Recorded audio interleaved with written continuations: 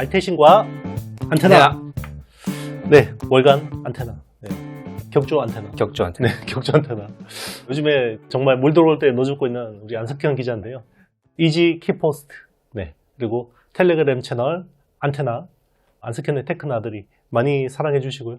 그리고 제가 템베거 투자라는 새로운 신간이 나왔습니다. 그래서 지금 예약 판매 받고 있으니까 많이 좀 댓글 상단에 걸어 놓을 테니까 많이 관심 가져주시면 좋을 것 같고요. 지난 시간에 유리기판 이야기를 했고, 자, 이번에는 간만에 인사 이야기 해보겠습니다. 우리 안석현 기자하고 인사 이야기를 하는 건 보통 연말쯤에 그렇죠. 이야기를 하는데 우리 언제 했었죠? 작년 이제 말에 삼성 인사 12월에 네, 그렇죠. 이제 인사에 대해서 분석을 했었고, 지금은 이제 그러면 인사 이야기 나온다라는 건 중간 인사가 그렇습니다. 가능성이 있다라는 건데, 최근에 이제 이재용 회장의 말이 점점 독해지는 것 같은데, 네. 요게 이제 그러면 결국 중간 인사를 위한 어떤 빌드업. 네, 빌드업이라고 볼 수 있는 건가요? 좀 그렇게 보이죠. 그러니까 과거 기사들 한번 찾아보시면 삼성전자가 중간 인사는 항상 2020년 전후로 해가지고 시작했었습니다. 그 7월 1일자로. 그러니까 당사자한테는 한 6월 30일 아니면 29일 정도에 이제 통보가 가고 그 7월 1일자로 인사를 했었는데 이게 굉장히 소규모였기 때문에 그래봤자 이제 사업부 내에 임원들 자리 몇 개 바꾸고 그리고 뭐 나갈 사람 나가고 들어올 사람 들어오고 뭐 이 정도였기 때문에 외부에 공표하지 않았죠. 그래서 아주 일부 인사들만 이제 기자들이 취재해서 쓰는 것만 나오고 뭐 있는 점지도 모르고 그냥 넘어간 게 그냥 자연스러웠어요. 근데 그렇죠. 올해는 다를 것이다. 올해는 대규모일 것이다. 이런 얘기가 지금 썰이 돌고 있습니다. 네. 그 말은 이제 작년 연말 인사를 잘 못했다는 건가요? 뭐 그런 건 아니고요. 네네. 뭐 어떤 이건 사실 인사가 우리가 지금 얘기하고 있지만 거의 틀릴 가능성이 한 95%이지 않습니까? 그렇죠, 맞아요. 네. 그렇기 때문에 그게 왜냐하면 정황으로 파악하는 거기 때문에 뭐 맞을 수 있을 가능성이 높지 않죠. 근데 하지만 정황 정도는 알아두면 좋다. 그래서 정황입니다. 네. 충분히 저도 납득이 되는 게 지금 보면 우리나라 뭐 지금 대통령 탄핵이 헌재에서 진행 중이고 사실 조기 대선이 진행된다 그러면 사실 국내 정치 상황하고 때려 뗄 수 없는 것 같아요. 얼마 전에 그리고 이재명 대표하고 이재용 회장이 만났잖아요.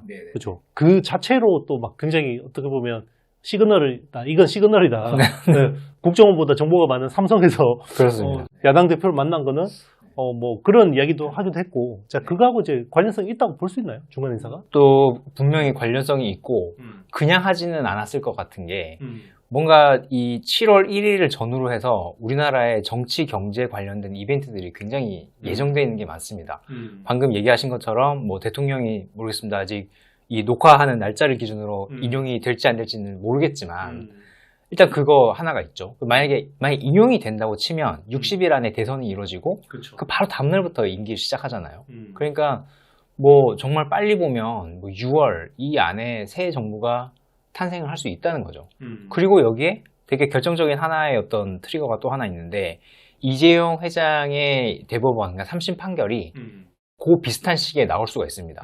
이제 기억해 보시면 이재용 회장이 2심에서 무죄를 받았었죠. 그 날짜가 2월 3일입니다. 그리고 2월 7일 날 검찰이 상고를 했어요. 그러니까는 이제 2월 7일부터 시작해서 그럼 언제 그럼 대법원에 판결이 나오느냐? 이거는 사실 대법관들만 알지만 제가 작년에 이제 대법원에서 내놨던 사법 영감을 찾아봤더니 평균 80일 정도 걸리더라고요. 형사사건 같은 경우에. 그러면은 2월 초부터 시작해서 80일이면 얼추 또 이것도 한 6월 되는 거죠. 그러네요. 예. 공교롭네요. 공교롭죠. 그러면 만약에 1, 2심처럼 이재용 회장이 무죄가 나와? 그러면은 이제 어떤 사법적인 굴레를 완전히 벗어 던질 수 있는 거잖아요. 그러면 이제 뭐랄까 외부에서 보기에 그동안에는 어떤 공개적 행보를 하면 아니, 재판받고 있는 상황에서 뭘 저렇게 하나 이렇게 지탄을 할 수도 있지만 그렇죠. 만약에 법적 굴레를 다 벗어버리면 이제 그런 게 없는 거죠. 그래서 딱 놓고 봤을 때 아까 말씀하셨듯이 최근에 독해진다. 그리고 이재명 대표를 만났다. 그리고 사직생 얘기하고 막 이런 게 나오는 것들이 이 뭔가 5, 6월을 기해서 어떤 이벤트들을 준비하고 있는 거 아닌가 이런 정황이라고 보는 거죠. 그리고 이건 좀 약간 사담인데 최근에 우리 그 기사 보셨어요? 이재용 회장의 아들이 해병대 간다 뭐 이런 네, 본 것 같아요. 어떤 언론에 나왔다가 기사가 결국에는 반박이 됐습니다. 이재용 회장의 아들이 지금 미국에서 유학하고 있는데 해병대에 지원을 했고 그래서 미국 국적을 지금은 이제 복수국적자인데 미국 쪽 버릴 거다 이런 기사가 나왔었어요. 결국에는 아닌 걸로 밝혀지긴 했지만 동명이인으로 밝혀지긴 했지만 이것도 이거 이재용 회장이 뭔가 공적인 어떤 활동을 시작하는구나 이런 시그널로 받아들였단 말이에요. 이게 또 그러던 와중에 이게 사실 뭐 좀 갑자기 불의의 사고가 났죠. 오늘 3월 25일자 지금 촬영 중인데 한종희 부회장이 갑자기 이제 심정지로 이제 작고를 하셨어요. 갑자기. 네, 맞습니다. 요게 또 어떻게 보면 그러면 계속 비워놓을 수가 없으니까. 또 이게 사실 그걸 알고 이 코너를 준비한 건 아닌데. 그런 건 그죠? 아닙니다. 네. 그럼 이제 이게 또 변수가 될 수 있죠. 인사에서. 아무래도 뭐 그런 요인이 될 수는 있죠. 이게 한종희 부회장이 이제 맡고 계셨던 게 DX 부문장 그리고 생활가전 사업부장을 겸임하고 계셨거든요. 그러면 VD 사업부장은 크게 보면 TV 쪽은 용서우 사장이 있기 때문에 이분이 뭐 이끌어갈 수 있지만 생활가전 사업부장하고 DX 부문장은 공석이 될 수밖에 없단 말이죠. 근데 이거를 연말까지 비워두기는 사실상 어려워요. 그렇죠. 이게 좀 삼성의 큰 4개 축 중에 하나이기 때문에 이걸 비워놓을 수는 없고 6월 말 이때까지는 뭐 임시 체제로 간다고 하더라도 7월 1일 요 중간 인사쯤에는 분명히 채워줘야 될 겁니다. 요것도 정말 공교롭지만 요 어떤 하나의 좀 뭐 트리거가 될 수 있는 거죠. 그렇죠. 우리 생각해보면 DS 부문장이 작년 6월에 바뀌었어요. 그죠? 그렇죠. 네. 그러니까 이게 이제 부문장이 자꾸 이제 중간 인사로 바뀌는 이게 어떻게 보면 진짜 정례화돼 버릴 수도 있겠다는 생각도 드는데요. 그러면 이제 DS 부문장이 바뀌면 사실 또 자기하고 손발이 맞는 사람들을 또 이제 세팅하려고 하잖아요. 네, DX 부문장. 그렇죠. 네네. DX 부문장. DX 부문장. 네네. 작년에 이제 DS 부문장이 바뀌었고. 예. 그러니까 또 이게 연말 인사 폭이 굉장히 커질 수도 있겠다. 작년에 우리가 제일 이야기했던 게 전정연 부회장의 인사가 되냐 안 되느냐 이게 이제 되게 중요하게 이야기했었는데 이제는 세트 부문의 인사가 굉장히 폭이 커질 수도 있겠다. 사실 이게 그러면 결국 그러면 삼성의 투자에도 직결이 되잖아요. 우리 사실 투자자들 입장에서는 그 밑에 있는 밸류 체인들이 이런 것들이 만약에 이 이벤트로 인해서 투자가 지연되면 굉장히 안 좋은 거고. 그렇죠. 굉장히 지금 뭐 그러면 이재용 회장의 어떤 사법 리스크가 벗고 뭔가 이제 정치 체제가 바뀌게 되면 투자가 굉장히 빨라지겠다. 새 정부하고 뭔가 이게 손발을 맞춰서 뭐 이런 것도 이제 우리가 막 시나리오를 돌려볼 수 있는 건데 좀 어떻게 봐야 될까요? 일단 역대로 보면 신정부가 출범을 하면 그러니까 이번처럼 어떤 불의의 사고로 인해서 신정부가 출범하는 게 아니라 뭐 5년에 한 번씩 이게 출범하더라도 원래 항상 정권 초반에 뭔가 이렇게 이벤트들을 해왔잖아요. 그렇죠. 그래서 정권 말이 되면 좀 중요한 게 있어도 야 이게 내년으로 미루자 해가지고 좀 모아놨다가 맞아요. 예. 신정부 때 빵 터트리는 좀 이런 효과가 맞습니다. 있잖아요. 예. 그런 것들이 또 삼성전자 이재용 부회장의 어떤 사법 리스크를 좀 벗어던지는 시점 이런 거랑 다 맞물리고 그리고 또 이런 것도 있습니다. 이게 맞는지 아닌지 모르겠죠. 일단 오늘은 썰을 얘기하는 날이니까 그렇죠. 예, 말씀을 드리면 정현호 부회장이 그렇죠. 사업지원 TF장이죠. 이재용 회장의 법정 리스크가 끝나면 원만하게 해결이 되면 나는 용서하겠다라는 얘기를 주변에 좀 했었대요. 그래서 그래 그러면은 이번에 만약에 그 대법원이 판결이 좀 좋게 나온다 이러면은 정현호 회장이 내려오시고 그동안 사실 그런 지탄을 되게 많이 받으셨잖아요. 삼성이 투자를 되게 소극적으로 하고 해야 될 때 안 하고 안 해야 될 때 하고 뭐 이런 것들이 사업 지원 TF 상에서 너무 검토를 오래 하고 검토를 잘못한다 이런 얘기 있었잖아요.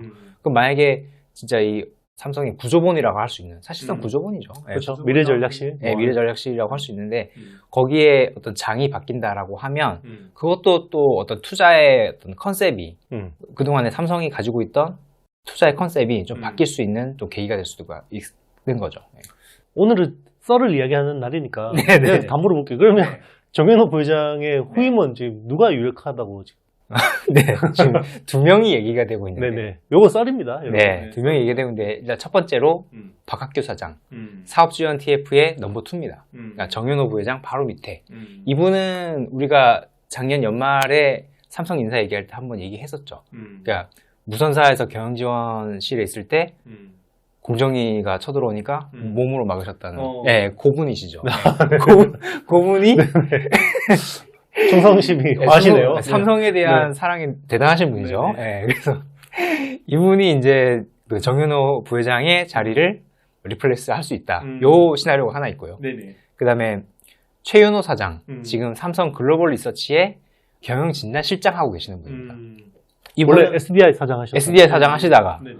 작년에 갑자기 인사 때 경영진단실을 만들더니 원래 그런 얘기 전혀 없었거든요. 그쵸. 너 가 하더니 여기 이제 경영진단실의 사장을 맡고 여기 이제 유탄을 맞은 분이 삼성 디스플레이 최주선 사장이 너가 그럼 SDI로 가라 해가지고 이분이 지금 SDI 가가지고 욕을 엄청 먹고 계시고 유상증자하고 막 이러면서 그렇죠. 네.